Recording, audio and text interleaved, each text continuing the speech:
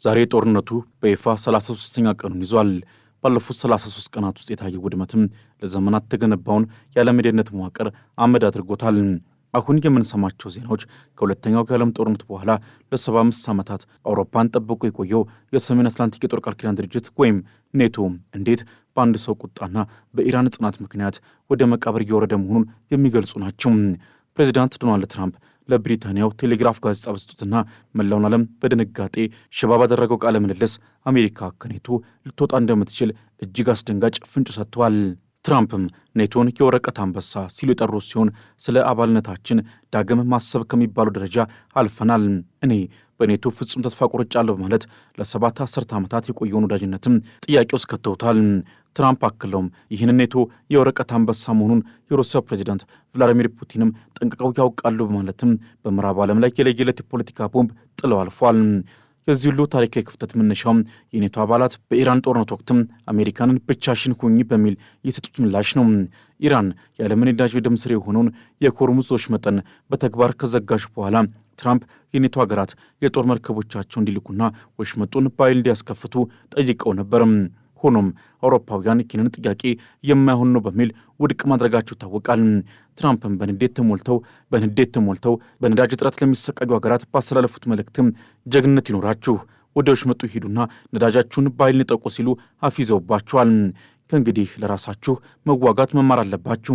አሜሪካ እናንተ በችግራችን ጊዜ ስላልደረሳችሁልን እኛም ከእንግዲህ ለእናንተ አንኖርም የሚለው የትራምፕ ዛቻም የኔቶን ሞት የሚያበስር ደውል ሆኗል።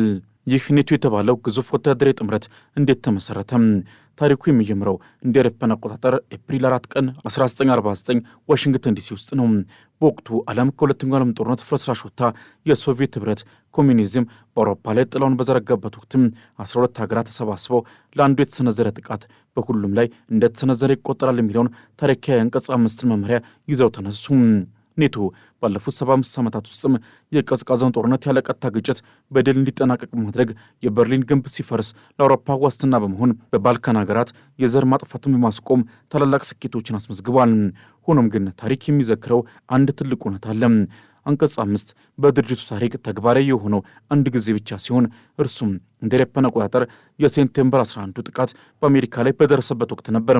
በወቅቱም ከ1100 በላይ የአውሮፓና ሌሎች አጋር ሀገራት ወታደሮችም በአፍጋኒስታን ጦርነት ለአሜሪካ ክብር ሲሉ ሕይወታቸውን ሰጥተዋል።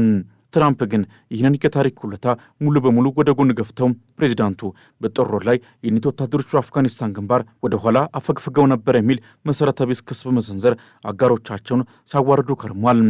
ትራምፕ ኔቶን ሲተቹ እኛን ለዩክሬን በነጻነት ስንቆም ነበር፣ ዩክሬንም የእኛ ችግር አልነበረችም፣ ነገር ግን እኛ እዚያ ነበርን፣ እነርሱ ግን ለእኛ አልቆሙ በማለትም በምሬት ተናግረዋል። ምንም እንኳን አሜሪካ ለዩክሬን የስለላ መረጃና መሳሪያዎች እንድትገዛ ብትፈቅድም ትራምፕ ግን አዲሱን የጦርነት በጀት ለኔቶ ሀገሮች ማካፈል እንደማይፈልጉ በግልጽ አሳይተዋል። ትራምፕም በተለይ የብሪታንያው ጠቅላይ ሚኒስትር ኪር ስታርመርን በለየለት ንቀት አጓርዷቸዋል። ስታርመር አሜሪካ በኢራን ላይ የጀመረችው ጥቃት ሕገወጥ ነው በሚል የብሪታንያ የጦር ሰፈሮች ጥቅም ላይ እንዲያውሉ በመከልከላቸው ትራምፕም የብሪታንያን የባህር ኃይል በመሳቂያነት ተጠቅመውበታል። እናንተ እኮ የባህር ኃይል የላችሁም፣ መርከቦቻችሁን በጣም አርጅሰዋል፣ ያላቸው አውሮፕላን ተሸካሚ መርከቦችም የማይሰሩ ፍርስራሾች ናቸው ሲሉ በትዕቢት ተናግረዋል። ስታርመርም ውድ የሆኑ የነፋስ ኃይል ማመንጫዎችን በመገንባት የሕዝብን የኤሌክትሪክ ዋጋ ወደ ሰማይ እየሰቀልክ ነው ሲሉም ወረፏቸዋል። ስታርመርም በበኩላቸው ኔቶ በዓለም የታየው ብቸኛ ውጤታማ ወታደራዊ ጥምረት መሆኑን በመጥቀስም ብሪታንያ ወደዚህ አውዳሚ የኢራን ጦርነት ተጎታ እንደማትገባ በድጋሚ አረጋግጠዋል። ጦርነቱ 33ኛ ቀኑን ቢያዘበት በዚህ እጅግ አስጨናቂ ዕለትም ፕሬዚዳንት ትራምፕ ሌላ እጅግ አስደንጋጭና ግራ የሚያጋባ ዜና አብስረዋል። የኢራን አዲስ አገዛዝ ፕሬዚዳንት አሜሪካንን የተኩስ አቁም ወይም ሲዝፋየር በሚስጥር ጠይቀዋል ሲሉ ትራምፕ ገልጸዋል። ትራምፕም ይህንን አዲሱን የኢራን ፕሬዚዳንት ከቀደሙት ይልቅ አክራሪነቱ የቀነሰና እጅግ ብልህ ሲሉ ጠርተውታል። ይሁን እንጂ ትራምፕ ለዚህ ጥያቄ የሰጡት ምላሽም ለኢራንም ሆነ ለመላው ዓለም እረፍት የሚሰጥ አይደለም። የሆርሙዝ ወሽመጥ ክፍት ነጻና ግልጽ ሲሆን ብቻ የተኩስ አቁሙን እናየዋለን።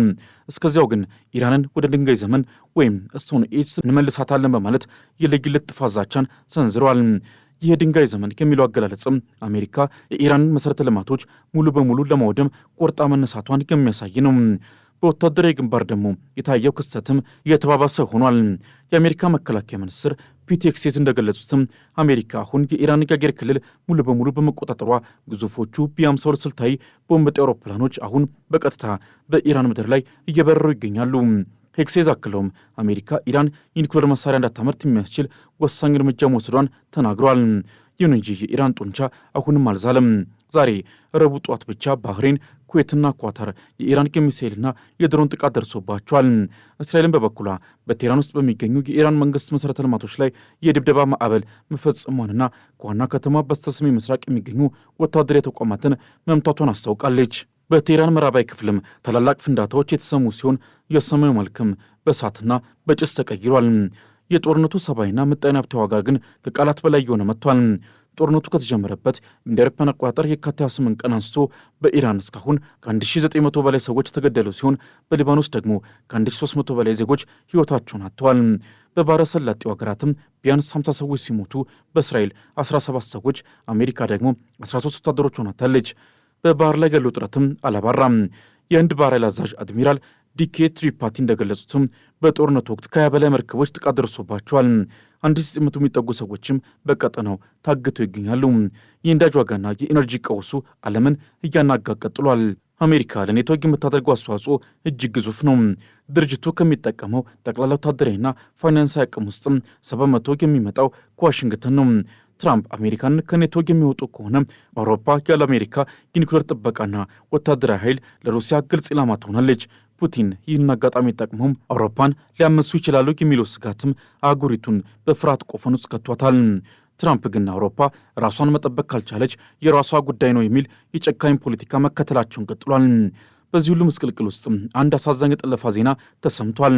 አሜሪካዊቷ ጋዜጠኛ ሼሊ ኪትልሰን በባግዳድ ታፍና ተወስዳለች።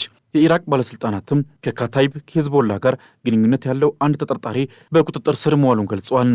በየመን የሚገኙት የሁቲ አማጽያን በበኩላቸው ወደ እስራኤል የባለስቲክ ሚሳኤል መተኮሳቸውን ሲያረጋግጡ እስራኤልም የሚሳኤል ጥቃቱን መለየቷን ገልጻለች።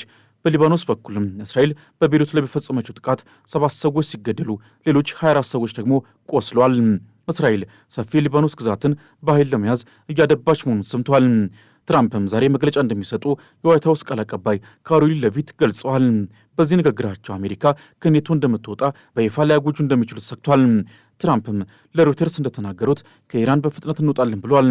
ነገር ግን አስፈላጊ ከሆነ ለድንገተኛ ጥቃቶች ተመልሰው ሊመጡ እንደሚችሉ ፍንጭ ሰጥቷል። ኢራን በበኩሏ የሆርሙዝ ወሽመጥን በተመለከተ እጅግ የከረረ አቋምን ይዛለች። አንድ የኢራን ባለሥልጣን ወሽመጡ በእርግጥም ይከፈታል፣ ነገር ግን ለአሜሪካ አይደለም በማለት ለዋሽንግተን የንቀት መልእክት ልኳል። ጦርነቱ 33ኛ ቀኑን ሲያስቆጥርም በቀጣይ ሰዓታትና ቀናት ውስጥ የሚጠበቁ ክስተቶችም የሰው ልጅ ታሪክ ለዘላለም የሚቀይሩ እንጂ በቀላሉ የሚታዩ አይደሉም። አሁን በትልቁ የሚጠበቀውና መላው ዓለም እስትንፋሱን ይዞ የሚጠበቀው ክስተትም ፕሬዚዳንት ዶናልድ ትራምፕ ዛሬ የሚሰጡት መግለጫ ነው። ይህ ንግግርም አሜሪካ ከኔቶ ጋር ያላትን የ75 ዓመታት ወዳጅነት የምታበቃበትና አዲስ የዓለም ስርዓት የምታውጅበት የታሪክ አጋጣሚ ሊሆን እንደሚችል ከወዲሁ ፍንጮች እየታዩ ነው። በቀጣይ በቀዳሚነት የሚጠበቀው የአሜሪካ ከኔቶ የመውጣት ይፋዊ ውሳኔ ነው። ትራምፕም ኔቶን የወረቀት አንበሳ ብለው መጥራታቸውና አባልነታቸውን ዳግም ከማሰብ በላይ እንደሆነ መግለጻቸው አሜሪካ አውሮፓን ለብቻዋ ጥላ ለመውጣት መወሰኗን ያሳያል። ይህ ክስተት ደግሞ በቀጣይ ቀናትም በአውሮፓ ምድር ታላቅ የደህንነት ክፍተት ሊፈጥር ይችላል። ሩሲያ ይህን አጋጣሚ ተጠቅማም በምስራቅ አውሮፓ ላይ ያላትን ወታደራዊ ጫና ልታበረታ እንደምትችል ይገመታል። የአውሮፓ መሪዎችም ያለ አሜሪካ ድጋፍ ራሳቸውን ለመከላከል ሲሉ የጦር መሳሪያ በጀታቸውን በከፍተኛ ሁኔታ ለመጨመርና የራሳቸውን ወታደራዊ ጥምረት ለመመስረት እንደሚገደዱ ይጠበቃል። ይህም ዓለምን ለሁለት የከፈለ አዲስ ወታደራዊ ውጥረትን የሚፈጥር ይሆናል። በወታደራዊ ግንባር ደግሞ በቀጣይ የሚጠበቀው ከጥቃቱም ወደ ድንጋይ ዘመን የመመለስ ዘመቻ ነው። ትራምፕም የሆርሙዝ ወሽመጥ ክፍት ካልሆነ ኢራን ወደ ድንጋይ ዘመን እንመልሳታለን ማለት የሰጡት ማስጠንቀቂያ በቀጣይ ሰዓታት አሜሪካ የኢራን የኤሌክትሪክ የውሃና የኢነርጂ መሠረተ ልማቶች ላይ እጅግ አውዳሚ ጥቃት ልትሰነዝር እንደምትችል አመላካሽ ነው። ምንም እንኳን የኢራን አዲስ ፕሬዚዳንት የተኩስ አቁም ጠይቋል ቢባልም ትራምፕ ግን ወሽመጡ ሙሉ በሙሉ ነፃና ግልጽ እስካልሆነ ድረስ ጥቃቱን እንደማያቆሙ ቆርጠው ተነስተዋል። ይህ ማለት በቀጣይ ቀናትም በቴህራንና በሌሎች ዋና ዋና ከተሞች ታይቶ የማይታወቅ የጨለማና የረሃብ ዘመን ሊመጣ ይችላል። በሌላ በኩል የአሜሪካ የምድር ጦር ወደ ኢራን ምድር የመግባቱ ጉዳይ በቀጣይ የሚጠበቅ ትልቅ ወታደራዊ እርምጃ ነው። ዋሽንግተን ፖስት እንደዘገበው የአሜሪካ መከላከያ መስሪያ ቤት ለሳምንታት ለሚቆይ የምድር ወረራ ዝግጅቱን አጠናቋል። ይህ ዘመቻ የሚጀምረውም የሆርሙዞች መጠን በኃይል ለማስከፈት በሚደረግ ጥረት እንደሆነ ይገመታል።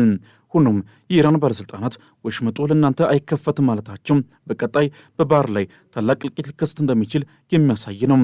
የኢራን የባህር ፈንጆችና የድሮን ጥቃቶችም ቀድሞውኑ 20 መርከቦችን የመቱ ሲሆን በቀጣይ ቀናትም ቁጥሩ በጥፍ ሊያድግ አሊያም የዓለም የንግድ መስመር ሙሉ በሙሉ ሊቆረጥ ይችላል። በቀጣይ የሚጠበቀው ሌላው አሳሳቢ ጉዳይ በየመን የሚገኙት የሁቲ አማጽያን ተሳትፎ መጨመር ነው። ሁቲዎች ወደ እስራኤል የባሊስቲክ ሚሳኤል መተኮሳቸው ጦርነቱ ወደ ቀይ ባህርና ወደ ስዊዝ ካናል መስፋፋቱን ያረጋግጣል። በቀጣይ ቀናትም ሁቲዎች በዓለም አቀፍ መርከቦች ላይ የሚያደርሱትን ጥቃት የሚጨምር ከሆነ የነዳጅ ዋጋ ማንም ሊቆጣጠረው በማይችል ደረጃ የሚንር ይሆናል። ይህ ደግሞ አውሮፓና እስያን ለከፋ የምጣኔ ሀብት ውድቀት ይዳርጋቸዋል። ህንድም ብትሆን በቀጠና የታገዱባትን 1900 ዜጎች ለማውጣት ከፍተኛ ዲፕሎማሲያና ወታደራዊ ጫና ውስጥ እንደምትገባ ይጠበቃል። በመጨረሻም በአሜሪካ የውስጥ ፖለቲካ ውስጥ ትልቅ የመሬት መንቀጥቀጥ ይጠበቃል። ትራምፕም ከኔቶ ለመውጣት መወሰናቸው በዋሽንግተንና በሕግ አውጪዎች መካከል ታላቅ ግጭትን ይፈጥራል።